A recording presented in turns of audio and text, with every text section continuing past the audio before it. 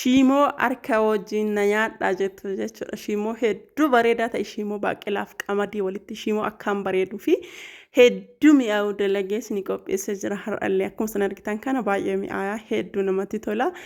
Maashaallah shiimoo ajaa'ibaati akkuma isin argitan kana maashaallah hedduu mi'aayaa jechuudha. Ajaa'ibatti mi'aayaa akkuma isin argitan kana qamadii fi baaqelaa walitti qopheessee akkamitti hojjetamaa kan jedhamu viidiyoo kee kana hanga xumuraatti laayik sabiskiraayib godhaa ilaalaa isinin jira akkaataa inni itti hojjetamu jalqabarra hanga xumuraatti isinitti mul'isaa irraa isinin jira hordoftoota kiyya namoonni findiguu dandeettan yookiin findigoo beektanii meeqa keessan laata warri hin beekne illee jiraachuu mala waan ta'eef shiimoon bilchaachuudhaaf sa'aatii dheeraa gaafata sa'aatiin kun guyyaadha sa'aatiin amma kun ammoo halkan jechuudha.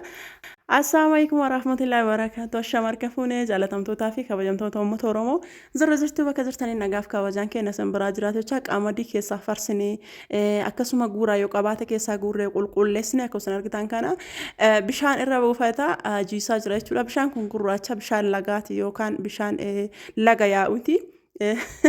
Hin hubattan jedhee yaada osoo bishaan ittiin baay'isin jechuudha. Xiqqeessinee tuma bishaan itti xiqqeessinee akka wal gahu goonee jiisna jechuudha. Maaliif yoo bishaan itti baay'ifne dafee nuun gogu waan ta'eef hin goysina waan ta'eef ergasii mooyyeetti naqadha jechuudha. Isa jiisee jedhisan mooyyeetti naqaa irraa gogsaa bishaan irraa gogsaa mooyyeetti naqadha jechuudha hordoftoota kiyya. Shiimoo kana namoonni hedduun kan hin jaalanne illee jiraachuu malanii garuu inni harki caalaan ni jaalattan jedhee yaada. Namni shiimoo hin beekne hin jiru. Shiimoon kun akkaataa shiimoo hedduutu jira. Waan garaagaraatu walitti qophaa'u hin jira. Kan boloqqeen illee walitti qopheessan hin jira. Kan baaqelaan illee walitti qopheessan hin jira. Kan boqqollaan illee walitti qopheessan hin jira. Shiimoo hedduu jira akkuma sana argitan ergatti naqadhe ka'ee booda mooyyeen gannaa dhaabatu didde mooyyeen haphii wayiiti jechuudha. Muka osoo hin taane mooyyeen jechuudha naa dhaabatu didde laftillee wal qixxaayaa miti as zoorsisee achi zoorsisee ergasii findiguutti deebi'e jechuudha. Findiguu kan nama lamaaf findigan illee hin jiraami inni sun maal jedhamaayyuu. Kan nama lamaaf findigan sun nama lamaan wal bira mooyyeen naa dhaabachuu didde akkasuma findiguutti fufe jechuudha. Akkuma isin argitan kana hordoftoota kiyya warroota durii osoo ta'anii madaabaraa tokko adda ofiin findigan jechuudha. Garuu nu amma warteen ammaa kunniin akkas maraa miti. Inni kun ana qofa bira osoo hin taane hunduman keessan bira warri durii haawwatiin keenya osoo hin findigin hin nyaatan kan ammaa baaburatti findisiisanii akkuma haalli yeroo jijjiirametti jechuudha. Nulli akkasumas sanafaa dhufne akkuma isin argitan kana daqiiqaan isin haa dheeratuuf haa xiqqaatuuf akkana as bute malee yeroo dheeraa findige jechuudha. Hanga ceekuun na dhukkubdu mooyyee takkatti tanarra ceekuun na dhukkubde erga findigee ka'ee booda zarzar godhee hafe jechuudha. Maaliif qilleensi keessa haa ba'u haa goguuf jecha aduun akkasillee hin jiru qabbana lafti duumessaallee miti bubbeedha jechuudha. Sababa saniif jecha zarzar godhe sirriitti haphisee hafee jechuudha. Dafee na haa gogu jedhee akkuma isin argitan kana erga inni gogee booda hangasii wanta biraa hojjetaa walitti hin deebina sinin jedha hordoftoota kiyya. Gogee walitti deebinee jira duratti jiidhaadha amma daalacha ta'e argitanii daalachaa heera amma gogee jira akkuma isin argitan kana isa kan ergatti ol haree ka'ee booda maal godha ol fuudhee bubbisee jechuudha. Bubbeen waan ajaa'ibaati waan ta'eef keessaa bubbisna amallee irra deebinee tumna waan ta'eef erga inni gogee booda goguuf hin turu sababni isaa qola gubbaa qofni akka jiidhee irraa nu haa bahuuf jiisne malee bishaanitti akkasitti sirriitti hin jiine waan ta'eef yoo suuraa bahumaa rakkoo hin qabu. Ergasii akkuma isin argitan kana hafarsaa jira jechuudha yookaan qola isaa yookiin hansaraa isaa san irraa baasaa jira jechuudha. Irraa qulqulleessaa jira jechuudha. Akkuma isin argitan kana hafarsee haala isin argitan kanaan erga kana hafarsee ka'ee boodallee irra deebi'ellee tumuun kiyya waan hin oolle waan ta'eef jechuudha.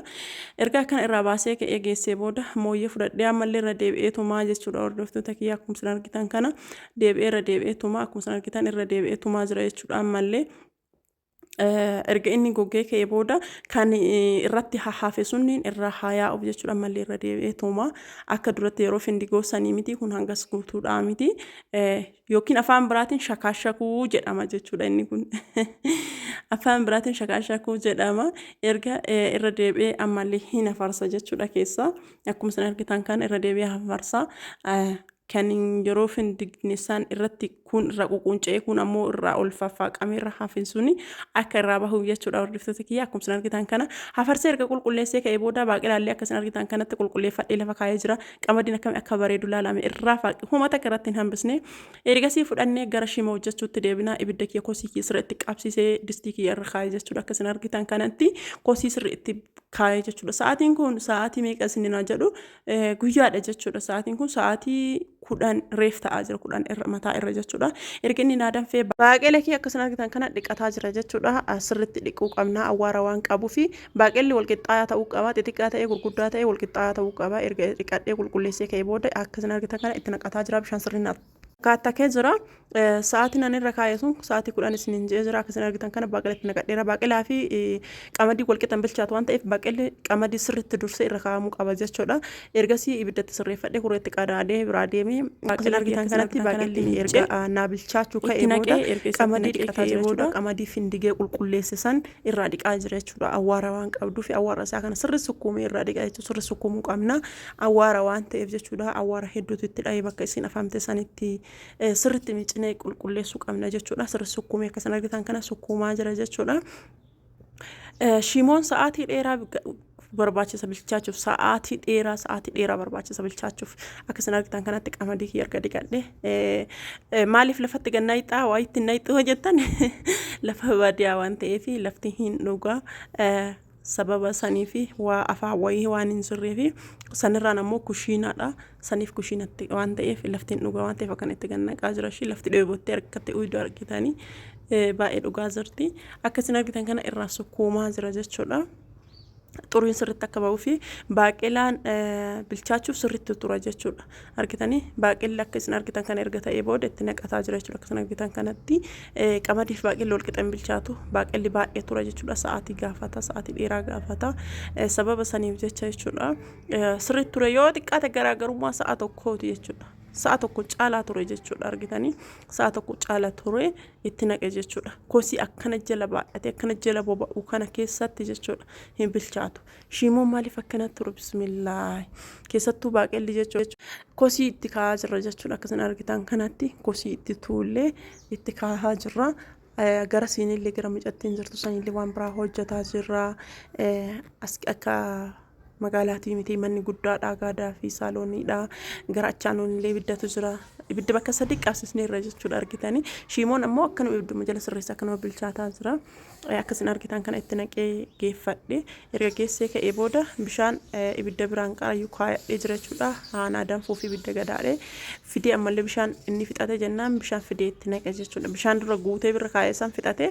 bishaan biraatti naqe ammallee deebi'ee kosii kiyyatti marsaa jira ammallee kosiin hin boba'uu miti bismillah waan takka hin argin ajaa'ibatti boba'a sa'aatii dheeraa erga bilchaate yeroon an irra kaa'u sa'aatii 10 amma ammoo sa'aatiin kun sa'aatii meeqa sa'aatii 2:00 kudhan irra kenne 2:00 irra baasne akkasiin argitan kana jira akkami akka bilchaatee rumee ilaalaa hedduu namatti tola jechuudha achi asudii asitti isin foraabaan jira akkasiin argitan kanatti naa bilchaatee jira jechuudha maashaallah hedduu namatti tola akka jaalattan abdii guddaa sinirraa qaba shimoon kiyya shimoo akkana fakkaatu kana koota haa nyaannu sinin jedha hordoftoota kiyya shimoo akkana bareedduu fi shimoo akkana namatti toltu kana hedduu namatti tola qursii bunaatiif yeroo kamiyyuu namatti tola jechuudha akka nyaata kaanitti osoo hin taane bakka qursii bunaatitti hedduu namatti tola nyaata sirriitti pirootiinii qabullee nyaata filatamaadha garuu shimoo kana namni tokko akkuma salphaatti ilaala baaqelaadha baaqelaan hedduu namatti tola akkana fakkaata sinin jedha hordoftoota kiyya nagaatti